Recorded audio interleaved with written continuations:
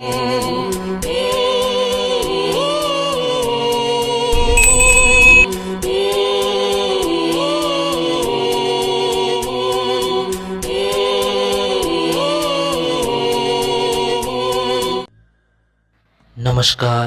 मेरा नाम शंकर प्रधान और मेरा छोटा भाई का नाम दीपक प्रधान।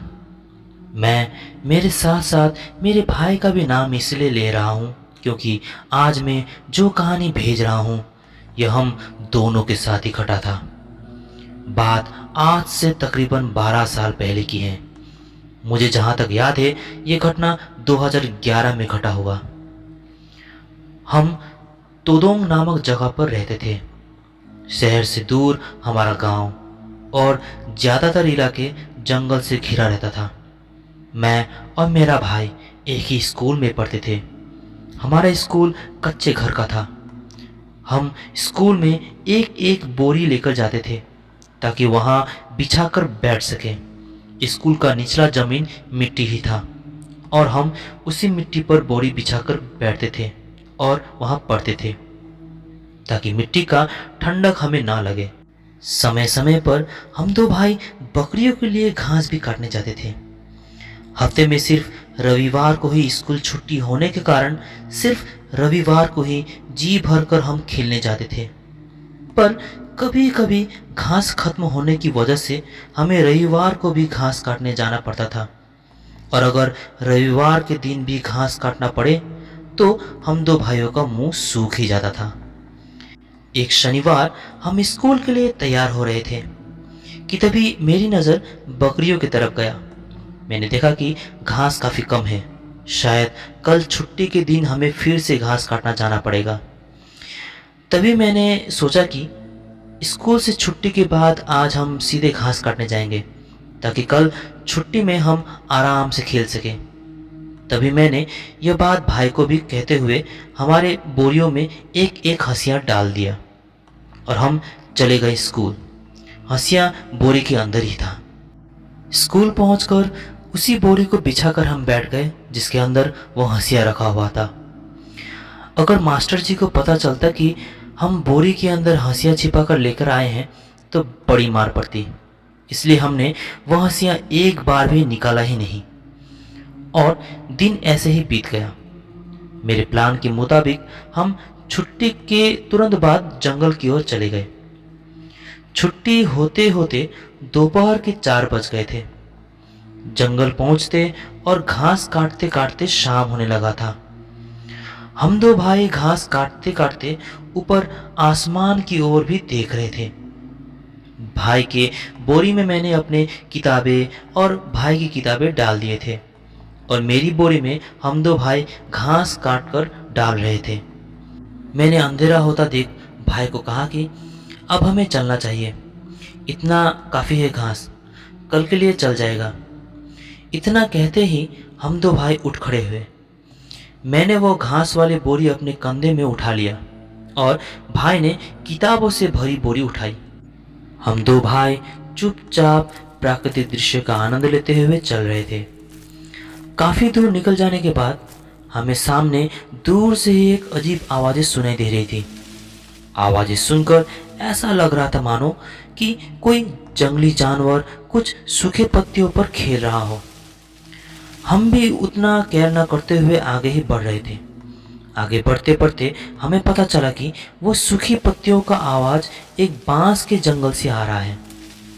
चलते चलते जब हम उस बांस के जंगल के पास पहुँचे तो हमें उस जंगल के अंदर कुछ हलचल सी होती हुई दिखाई दी।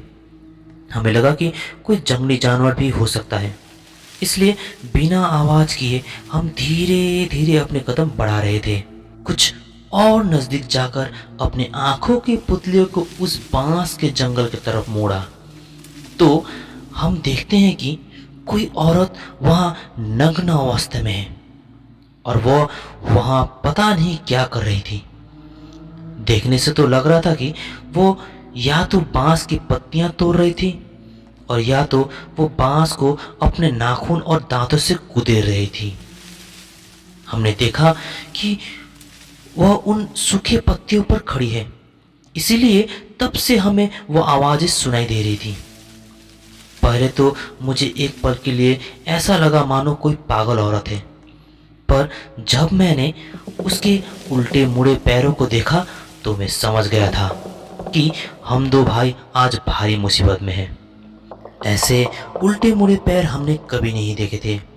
बहुत ही अजीब होने के कारण हम और ध्यान से उसी पैरों की तरफ छिपकर देख ही रहे थे कि उन पैरों के बगल पर हमें और भी कुछ दिखाई दिया। वह चुड़ैल जब जब हिलती, वह वस्तु भी हिलता। वह कुछ लंबा आकार का था और जमीन पर कुछ सांप या फिर कुछ अजगर की तरह लिथर रहा था। मैंने समझने की कोशिश की कि आखिर यह है क्या। वो चुड़ैल जब इधर उधर हिल रही थी तब मुझे वह आकृति साफ दिखाई दिया। वो तो लंबा सांप की तरह जमीन पर लिथर रहा था। वह तो और कुछ नहीं बल्कि वह तो उसी नग्न चुड़ैल का स्तन था। मैं समझ गया कि यह कोई साधारण चुड़ैल नहीं, यह लैम-लैमे है। मैंने पहले भी बड़े बुजुर्गों से इसके बारे में कहानियां सुने थे। कहते हैं कि लैम-लैमों की पहचान उनके लंबे स्तनों से किया जाता है। इनसे बचने के लिए पहाड़ के ऊपर या नीचे भागना चाहिए, क्योंकि पहाड़ों पर उनको अपने लंबे स्तनों के कारण दौड़ने में कठिनाई होती है। हमारा तोदुंग नामक जगह भी एक पहाड़ी इलाका ही है, पर मुसीबत यह था कि अभी हम जिस जगह पर खड़े थे यह एकदम ही समतल एरिया था और आने जाने का एक ही रास्ता था और हमें घर जाने के लिए उस लैम-लैमे के काफ़ी करीब होकर जाना पड़ता, जो कि हम दोनों भाइयों के अंदर उतना हिम्मत था ही नहीं। वो लैम-लैमे अपने ही धुन पर थी। यहाँ हम दो भाई धीरे धीरे अपने कदम पीछे की ओर करने लगे और बहुत ही धीरे धीरे पीछे जाते जाते एक बहुत बड़े पत्थर के पीछे छिपकर दूर से ही उस बांस वाले जंगल की ओर देखने लगे। इतने दूर से हमें वो बांस वाला जंगल तो दिखाई दे ही रहा था, पर वो लैम-लैमे नहीं। पर हमें पता था कि वो अब भी वही हैं।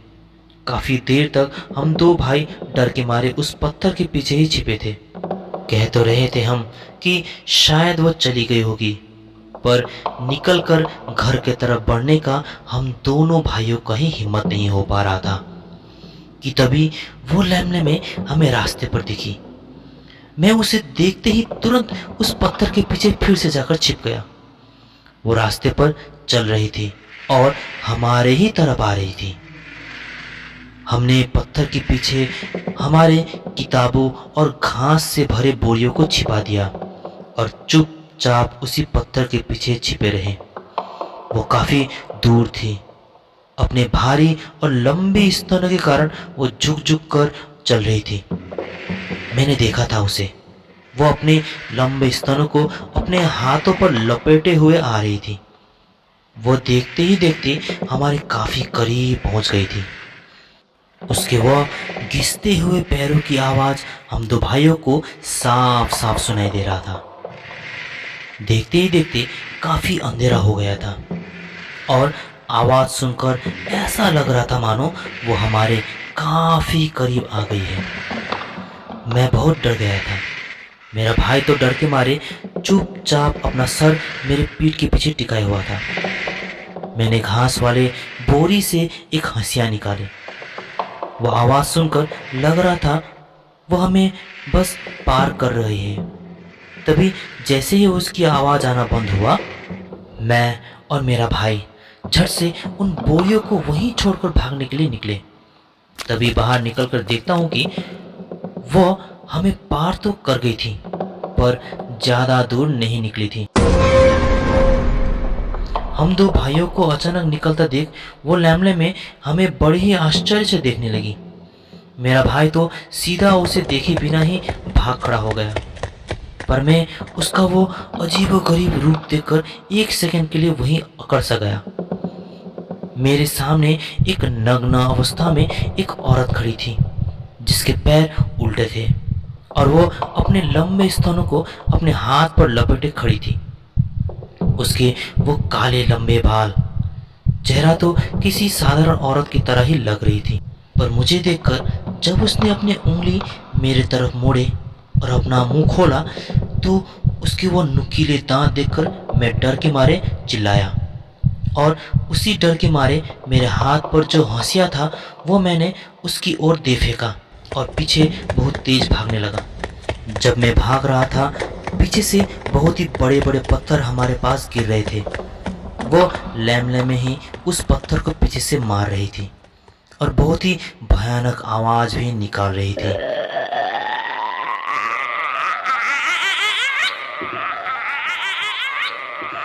गनीमत से वो लैमले में हमारा पीछा नहीं कर रही थी। हम भागे भागे घर तक पहुंच गए और घर वालों को सब कुछ बता दिया। उसी वक्त रात के समय मेरे पिताजी ने गांव वालों को इकट्ठा किया और मशाले, धारदार हथियार और कुछ गर्म लोहे लेकर हम सब उसी जंगल की ओर जाने लगे। मैंने जाते जाते वो बांस का जंगल भी दिखाया जहां हमने सबसे पहले लैमनेमे को देखा था। उस बांस पर कुरेदने का दाग देखकर सभी को यकीन हो गया कि हम सच ही बोल रहे थे। हम फिर रास्ते की ओर आगे बढ़े। मैं रास्ता दिखा रहा था। भाई नहीं आया, वो घर पर ही माँ के साथ था। मैंने चलते चलते उस पत्थर की ओर इशारा करते हुए कहा कि मैंने आखिरी समय यही पत्थर के पास उसे देखा था। पत्थर के पीछे हमारी बोरी वैसे ही पड़े थे। मेरे पिताजी ने वो बोरी उठाए। हम सब गांव वालों ने रात भर उस लैमलेमे को ढूंढा पर वो कहीं नहीं मिली। तो दोस्तों आज के लिए इतना ही। आशा करता हूँ आपको ये पसंद आया होगा। ऐसे ही सच्ची घटनाओं को सुनने के लिए मेरे चैनल को सब्सक्राइब करें और बेल आइकन को भी जरूर दबाइएगा ताकि आने वाली वीडियोस का नोटिफिकेशन आपको मिलता रहे। धन्यवाद।